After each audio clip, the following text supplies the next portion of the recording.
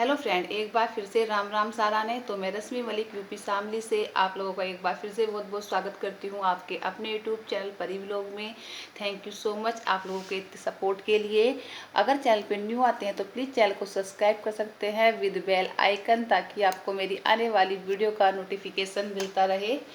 और आज की जो वीडियो है, मैं आज एक ऐसे टॉपिक पर बात करना चाहती हूँ जो मतलब कि हमारे समाज की तरफ से देखा जाए तो बहुत गलत है, लेकिन अगर कानून के दायरे में देखा जाए तो कानून के हिसाब से सब कुछ सही है, उसमें कुछ गलती नहीं है।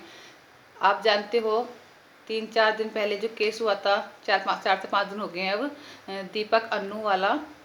तो जिसमें दोनों अन्नू और दीपक दोनों एक ही गांव के थे। स्टार्टिंग से इसलिए बताना पड़ता है क्योंकि बहुत से लोग ऐसे हैं जो नए जुड़ते हैं, तो उनके लिए स्टार्टिंग से बताना पड़ता है।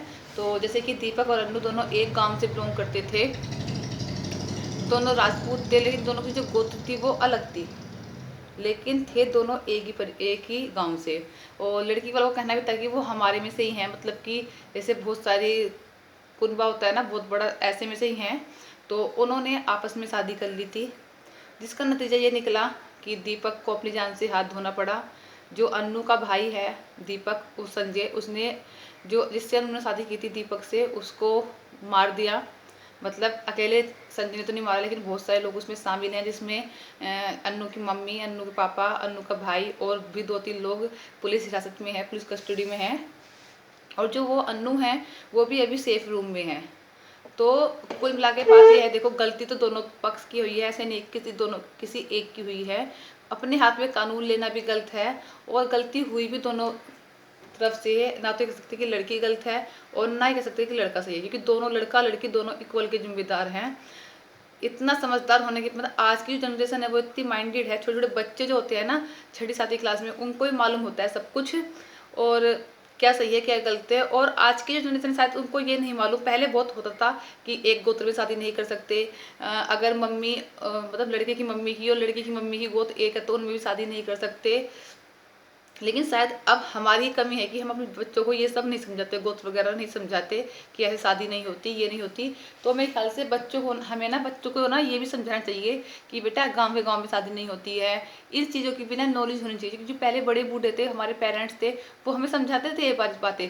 लेकिन जैसे जैसे बदलाव होता जा रहा है ना, बहुत ज़्यादा तरक्की करता जा रहा है देश, हर सब कुछ इतना आगे हो गया है, तो हमें इन बातों का भी ध्यान रखना चाहिए। हमें इन बच्चों को ना इसकी नॉलेज भी देनी चाहिए, ताकि जो अन्नू और दीपक ने कदम उठाया है, वो आने वाली जनरेशन जो है वो इस कदम को ना उठाए। और रही बात,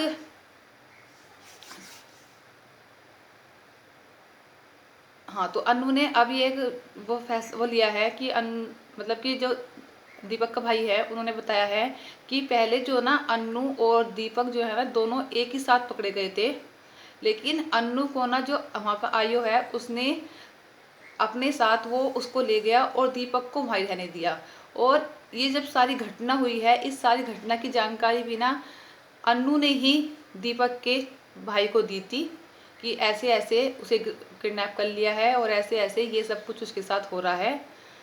तो अन्नू ने अब एक फैसला लिया है। अन्नू चाहती है, जैसे जो दीपक की मम्मी बता रही हैं कि अन्नू से बात हुई है फ़ोन पे, उनके परिवार के द्वारा ही अन्नू के। तो उन्होंने अन्नू से बोला है कि अन्नू, हम मतलब कि तो हमारे पास आ जाओ और ये कर लेंगे वो कर लेंगे, मतलब उसे बहला फुसला कर अपने पास बुलाना चाहते हैं। लेकिन अन्नू ने साफ मना कर दिया है, और अन्नू ने ये कहा है कि मुझे अपने पति दीपक के जितने भी हत्यारे हैं सबको सजा दिलवानी दिलवानी है, और मुझे न्याय चाहिए। अन्नू खुद अपने परिवार को, जो उसके मम्मी पापा, भाई, उसके चाचा, जो भी कुछ है, सबको सजा दिलाना चाहती है। वो कहती है कि ये सब मेरे पति के हत्यारे हैं। अब मुझे समझ में नहीं आता कि एक लड़की एक लड़की ने अपना पूरा घर बर्बाद कर दिया, सिर्फ अपना स्वार्थ देख रही है। उसे ये समझ में नहीं आ रहा कि तेरी छोटी बहन भी है, तेरा भाई भी है, कल को तुम्हारे चाचा चाची के भी बच्चे होंगे, तो ताई ताऊ हैं उनके भी बच्चे होंगे। ये जो तूने दाग लगा दिया, कितनी पीढ़ियों पर तूने दाग लगा दिया, कि तेरी वजह से, सिर्फ तेरे स्वार्थ की वजह से ना, ऐसा हो सकता है कि तेरे भाई और तेरी बहन की भी कहीं शादी ना हो, क्योंकि अगर तेरी बहन को कोई देखने वाला आएगा तो पता उस पर भी क्या, उससे क्या बोला जाएगा, अरे ये तो उसी की बहन है जो गांव के लड़के के साथ ही भाग गई थी और फिर उस लड़के को मरवा दिया था, और ये वही लड़की है जिसने अपने माँ बाप को जेल में करवा दिया, जिसकी वजह से इसके माँ बाप भाई सब जेल में थे।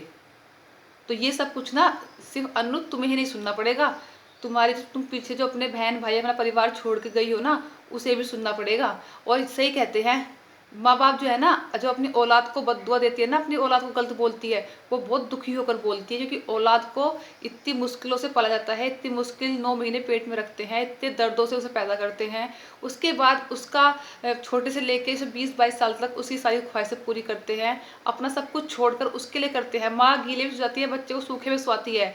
बच्चे माँ के लिए कोई लड़का लड़की अलग अलग नहीं होते हैं, माँ दोनों को जितना दर्द लड़के को पैदा करने में होता है ना, उतने दर्द लड़की को पैदा भी करने में होता है। तो लड़की माँ के लिए तो लड़का हो चाहे लड़की, दोनों इक्वल होते हैं। लेकिन तुम जैसी लड़की ना इतना मतलब ऐसा करा देते हो अपने माँ बाप को, ऐसा नहीं छोड़ती कि वो किसी को गांव में समाज में कहीं कहीं रिश्तेदारी में जाकर अपना मुंह दिखा दे। आप देख कितनी बदनामी हो गई उनकी, और ऊपर से तू चाहती है कि जिन्होंने तुझे पैदा किया, जो तेरे माँ बाप हैं, जिन्होंने तेरा इतना बड़ा ते पाल पोस के इतना बड़ा किया, तुम्हारी सारी ख्वाहिश पूरी की, अब तुम जो भाई जिसे तुम हर साल रक्षाबंधन पर राखी बांधती थी, तुम चाहती हो कि उन्हें सजा मिले।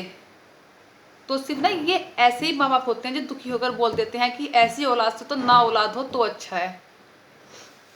सोच देखो मतलब कहाँ जा रहे हो तुम अब।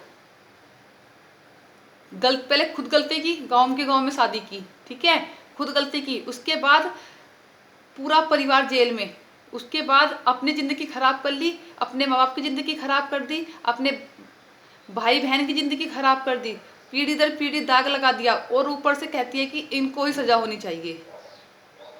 मतलब क्या औलाद को ये दिन देखने के लिए पैदा करते हैं?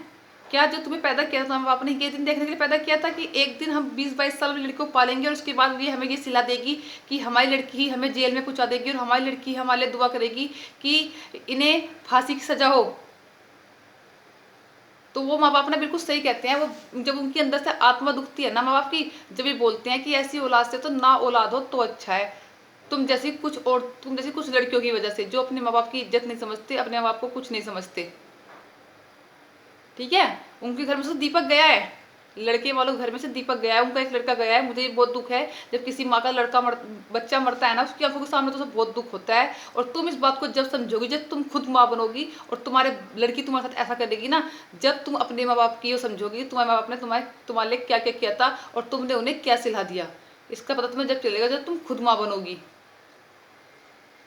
और दीपक की हत्या हुई है, उसका मुझे बहुत दुख है।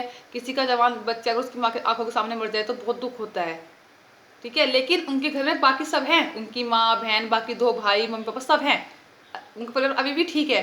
और तूने देख अन्नू, तूने अपने परिवार वालों के साथ क्या कर दिया, कोई नहीं बचा तेरे घर में, कोई भी।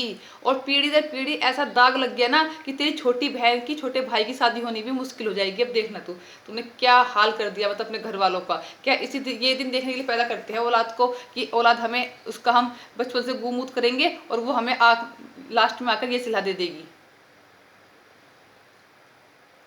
जब तक शादी नहीं होती ना, जब तक ये मालूम चलता है कि जब तक माँ बाप बुरे लगते हैं, मतलब उस 2 दिन के प्यार के लिए अपने 20-22 साल के जो माँ बाप हैं, जिनके साथ बचपन, जिनके साथ खून का रिश्ता है, जिन्होंने एक एक खून सींच कर पैदा किया है, वो कुछ मायने नहीं रखता। बस मायने रखता है तो कौन, जिससे हमने प्यार किया, बस वही सब कुछ है। 2 दिन का प्यार सब कुछ हो गया। और 20-22 साल के माँ बाप कोई मायने नहीं रखते, भाड़ में जाओ, जेल में जाओ, मरो, कुछ भी करो, मुझे कोई मतलब नहीं।